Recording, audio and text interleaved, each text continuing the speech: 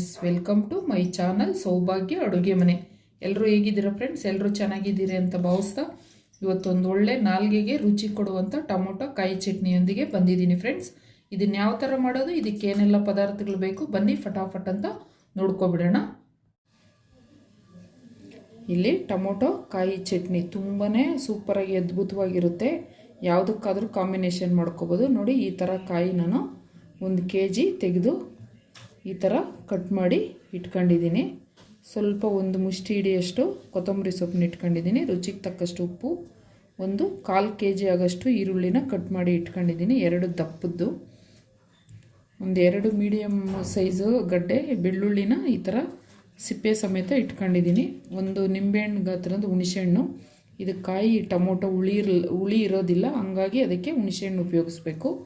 ಸ್ವಲ್ಪ ಟೊಮೊಟೊ ಕಾಯಿ ಚಟ್ನಿ ತುಂಬಾ ಸ್ಪೈಸಿಯಾಗಿ ಖಾರವಾಗಿದ್ದರೆ ತಿನ್ನೋಕ್ಕೆ ಚೆನ್ನಾಗಿರುತ್ತೆ. 5 ಹಸಿಮೆಣ್ಸಿನ್ಕಾಯಿ, ಈ ಥರ ಹಣ್ಣು ಮೆಣಸಿನ್ಕಾಯಿ ತುಂಬಾ ಖಾರ ಇರುತ್ತೆ, ಅದು ಸ್ಪೈಸಿಯಾಗಿ ಖಾರವಾಗಿದ್ರೇ ಚೆನ್ನಾಗಿರೋದು. ಸ್ವಲ್ಪ ಎಣ್ಣೆ, ಕಡಲೆ ಬೀಜ, 2 ಟೀ ಸ್ಪೂನು ಜೀರಿಗೆ ಮತ್ತು ಒಗ್ಗರಣೆಗೆ ಸಾಸಿವೆ, ಒಣಮೆಣ್ಸಿನ್ಕಾಯಿ. ಇಷ್ಟಿದ್ರೆ ಒಂದೊಳ್ಳೆ ಸೂಪರಾಗಿರುವಂಥ ಟೊಮೊಟೊ ಕಾಯಿ ಚಟ್ನಿ ಮಾಡಿಕೊಂಡು ತುಂಬ ದಿವಸಗಳ ಕಾಲ ಸ್ಟೋರ್ ಮಾಡಿ ಇಟ್ಕೊಬೋದು. ತುಂಬಾ ಅದ್ಭುತವಾಗಿರುತ್ತೆ ರುಚಿ, ನಾಲ್ಗೆಗೆ ಸೂಪರ್ ಆದಂಥ ಟೇಸ್ಟು. ಬನ್ನಿ ಈಗ ಅದನ್ನು ಹೇಗೆ ಮಾಡೋದು ಫಟಾಫಟ್ ಅಂತ ನೋಡ್ಕೊಳ್ಳೋಣ. ನೋಡ್ಕೊಳ್ಳೋಕ್ಕಿಂತ ಮುಂಚೆ ನನ್ನ ಚಾನಲ್ಗೆ ಯಾರಾದರೂ ಹೊಸಬರಾಗಿದ್ದರೆ ಪ್ಲೀಸ್ ಚಾನಲ್ನ ಸಬ್ಸ್ಕ್ರೈಬ್ ಮಾಡ್ಕೊಳ್ಳಿ. ಬೆಲ್ ಬಟನ್ ಒತ್ತೋದನ್ನು ಮರಿಬೇಡಿ. ಬೆಲ್ ಬಟನ್ ಒತ್ತೋದ್ರಿಂದ ನಾನು ಇದೇ ಥರ ರೆಸಿಪೀಸ್ನ ಅಪ್ಲೋಡ್ ಮಾಡಿದ ತಕ್ಷಣ ನಿಮಗೆ ನೋಟಿಫಿಕೇಷನ್ ಬರುತ್ತೆ. ಆಗ ನೀವು ಬೇಗನೆ ರೆಸಿಪೀಸ್ನ ನೋಡಿ ನೀವು ಸಹ ಮನೆಯಲ್ಲಿ ಟ್ರೈ ಮಾಡ್ಬೋದು. ಈಗ ಕಡಲೆ ಬೀಜನ ಗ್ಯಾಸ್ ಸ್ಟವ್ ಆನ್ ಮಾಡ್ಕೊಂಡು ಬಾಣಲೆ ಇಟ್ಕೊಂಡು ಕಡಲೆ ಬೀಜನ ಹುರ್ಕೋತಾ ಇದ್ದೀನಿ. ಕಡಲೆ ಬೀಜನ ಚೆನ್ನಾಗಿ ಹಸಿ ವಾಸನೆ ಹೋಗೋವರೆಗೂ ಅದರಲ್ಲಿರೋಂಥ ಹಸಿ ಅಂಶ ಎಲ್ಲ ಹೋಗಿ ಥರ ಹುರ್ಕೋಬೇಕು. ನೋಡಿ, ಕಡಲೆ ಬೀಜನ ಈ ಥರ ಹುರ್ಕೊಂಡು ಇದು ರೆಡಿಯಾಗಿದೆ. ಈಗ ಇದನ್ನು ಒಂದು ಬಟ್ಲಿಗೆ ತೆಗೆದುಕೊಬಿಡ್ತೀನಿ. ಈಗ ನೋಡಿ, ಕಡಲೆ ಬೀಜ ತೆಗೆದುಕೊಂಡಾಗಿದೆ. ಅದೇ ಬಾಣಲೆಗೇ ಸ್ವಲ್ಪ ಆಯಿಲ್ನ ಸೇರಿಸ್ತೀನಿ. ಈಗ ಆಯಿಲು ಬಿಸಿಯಾಗಿದೆ. ತೆಗೆದಿಟ್ಕೊಂಡಿರುವಂಥ ಮೆಣಸಿನ್ಕಾಯಿನ ಸೇರಿಸ್ಕೊತಾ ಇದ್ದೀನಿ. ಮೆಣಸಿನ್ಕಾಯಿ ಎಣ್ಣೆಯಲ್ಲಿ ಬಿಸಿ ಮಾಡ್ಕೊಳ್ಳೋವಾಗ ಆ ಉರಿನ ಸಿಮ್ಮಲ್ಲೇ ಇಟ್ಕೊಂಡು ಮಾಡ್ಕೊಳ್ಳಿ. ಈಗ ಅದಕ್ಕೇ ಬೆಳ್ಳುಳ್ಳಿ ಸೇರಿಸ್ಕೊತಾ ಇದ್ದೀನಿ. ಚೆನ್ನಾಗಿ ಆಯಿಲಲ್ಲಿ ಈ ಮೆಣಸಿನ್ಕಾಯಿ ಮತ್ತು ಬೆಳ್ಳುಳ್ಳಿನ ಚೆನ್ನಾಗಿ ಫ್ರೈ ಮಾಡ್ಕೋಬೇಕು. ಇದೇ ಟೊಮೊಟೊ ಕಾಯಿ ಚಟ್ನಿಗೆ ತುಂಬಾ ಟೇಸ್ಟ್ ಕೊಡೋದು. ಈಗ ತೆಗೆದಿಟ್ಕೊಂಡಿರುವಂಥ ಜೀರಿಗೆನ ಸೇರಿಸ್ಕೊತಾ ಇದ್ದೀನಿ. ಜೀರಿಗೆ ಹಾಕಿದ್ಮೇಲೆ ಜಸ್ಟ್ 2 ಸೆಕೆಂಡು ಜೀರಿಗೆನ ಫ್ರೈ ಮಾಡ್ಕೊಳ್ಳೋಣ. ಈಗ ಇದಕ್ಕೇ ಹೆಚ್ಚಿಟ್ಕೊಂಡಿರುವಂಥ ಈರುಳ್ಳಿನ ಸೇರಿಸ್ಕೊತೀನಿ. ಈರುಳ್ಳಿ ಹಾಕಿದ್ಮೇಲೆ ನೀಟಾಗಿ ಈ ಥರ ಮಿಕ್ಸ್ ಮಾಡಿಕೊಂಡು ಸ್ವಲ್ಪ 2 ರಿಂದ 3 ನಿಮಿಷ ಫ್ರೈ ಮಾಡ್ಕೋಬೇಕು ಚೆನ್ನಾಗಿ. ಈಗ ಈರುಳ್ಳಿ 3 ನಿಮಿಷ ಫ್ರೈ ಆಗಿದೆ. ಈಗ ತೆಗೆದಿಟ್ಕೊಂಡಿರುವಂಥ ಹುಣಸೆಹಣ್ಣು ಸಹ ಹಾಕ್ತಾಯಿದ್ದೀನಿ.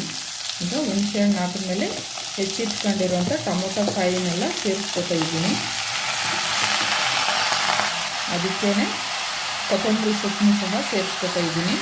ಮತ್ತು ತೆಗೆದಿಟ್ಕೊಂಡಿರುವಂಥ ಉಪ್ಪು ಹಾಕಿದ್ಮೇಲೆ ಸ್ವಲ್ಪ ನಿಧಾನಕ್ಕೆ ಈ ಥರ ನಾನಿಲ್ಲಿ ಕ್ವಾಂಟಿಟಿ ಜಾಸ್ತಿ ಮಾಡ್ತಾಯಿದ್ದೀನಿ. ನೀವು ಇಲ್ಲಿ ನೋಡಿಕೊಂಡು ಇದು ಇಂಗ್ರೀಡಿಯೆಂಟ್ಸ್ನ ಕಡಿಮೆ ಮಾಡಿಕೊಂಡು ಕಡಿಮೆನೂ ಸಹ ಮಾಡ್ಕೋಬೋದು.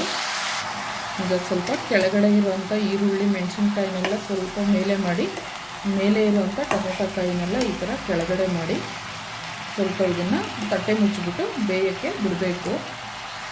ಈಗ ತಟ್ಟೆ ಮುಚ್ಚಿಬಿಟ್ಟು ಬಿಡ್ತೀನಿ. ಈಗ 5 ನಿಮಿಷ ಆಗಿದೆ. ಬನ್ನಿ ತಟ್ಟೆ ಓಪನ್ ಮಾಡಿಕೊಂಡು ನೋಡೋಣ.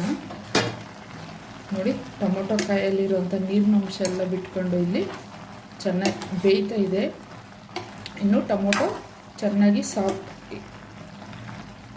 ಸಾಫ್ಟಾಗಿ ಆಗಬೇಕು.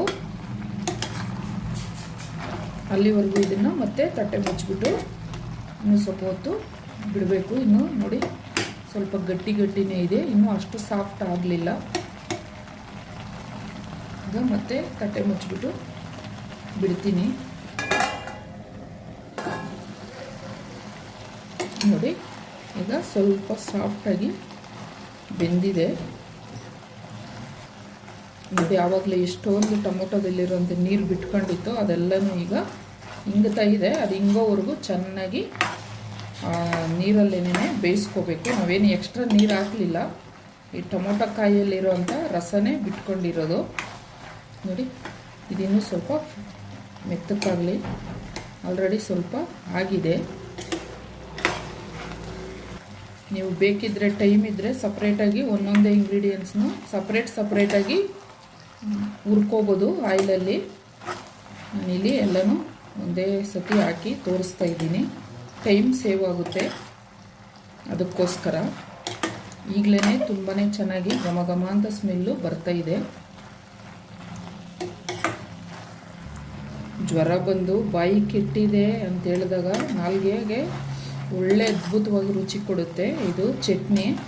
ಖಂಡಿತವಾಗ್ಲೂ ಒಂದು ಸತಿ ಟ್ರೈ ಮಾಡಿ, ನಿಮಗೆ ನಿರಾಶೆ ಆಗೋದಿಲ್ಲ. ಈಗ ಇದು ಆಗಿದೆ. ಇದನ್ನು ಆಫ್ ಮಾಡಿಬಿಟ್ಟು ಗ್ಯಾಸ್ ಸ್ಟವ್ನ ಚೆನ್ನಾಗಿ ಆರಿದ ಮೇಲೆ ಇದನ್ನು ರುಬ್ಕೋಬೇಕು.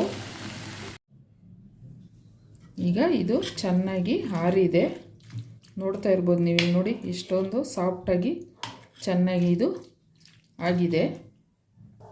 ಈಗ ಮಿಕ್ಸಿ ಜಾರ್ಗೆ ಹುರಿದಿಟ್ಕೊಂಡ್ರಂಥ ಕಡಲೆ ಬೀಜ ನಾನಿಲ್ಲಿ ಸಿಪ್ಪೆ ಸಮೇತ ಹಾಕ್ತಾಯಿದ್ದೀನಿ. ನೀವು ಸಿಪ್ಪೆನ ತೆಗೆದುಬಿಟ್ಟು ಸಹ ಸೇರಿಸ್ಕೋಬೋದು.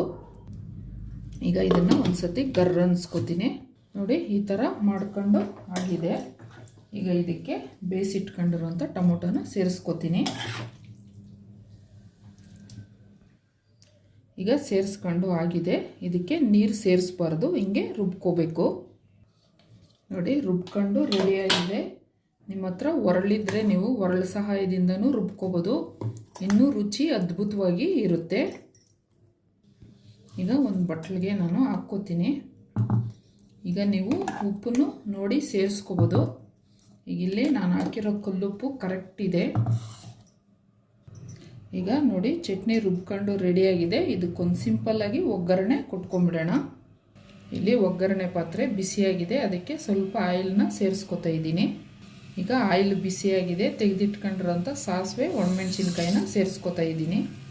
ನೀವು ಬೇಕಿದ್ದರೆ ಕರಿಬೇವಿನ ಸೊಪ್ಪು ಸಹ ಸೇರಿಸ್ಕೋಬೋದು. ನಾನಿಲ್ಲಿ ಸೇರಿಸ್ಕೊತಾ ಇಲ್ಲ, ಚಟ್ನಿ ತುಂಬ ದಿನಗಳ ಕಾಲ ಇಡೋದ್ರಿಂದ.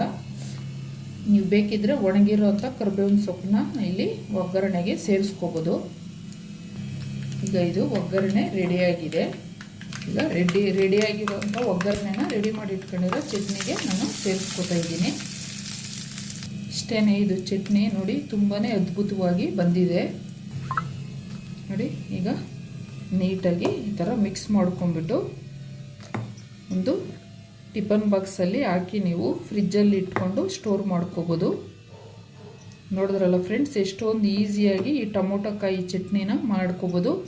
ಇದು ಆಲ್ ಇನ್ ಒನ್, ಎಲ್ಲದಕ್ಕೂ ಕಾಂಬಿನೇಷನ್ ಮಾಡ್ಕೋಬೋದು. ಇವನ್ ಮುದ್ದೆ, ರೊಟ್ಟಿ, ಚಪಾತಿ, ದೋಸೆ, ಅನ್ನ ಮತ್ತು ಇಡ್ಲಿ ಎಲ್ಲಕ್ಕೂ ಸಹ ಸೂಪರ್ ಕಾಂಬಿನೇಷನ್ನು ಈ ಚಟ್ನಿ. ನೋಡಿದ್ರಲ್ಲ ಎಷ್ಟೊಂದು ಈಸಿಯಾಗಿ ಮಾಡ್ಕೋಬೋದು ಕಡಿಮೆನೇ ಪದಾರ್ಥಗಳು ಬಳಸ್ಕೊಂಡು ಅಂತ.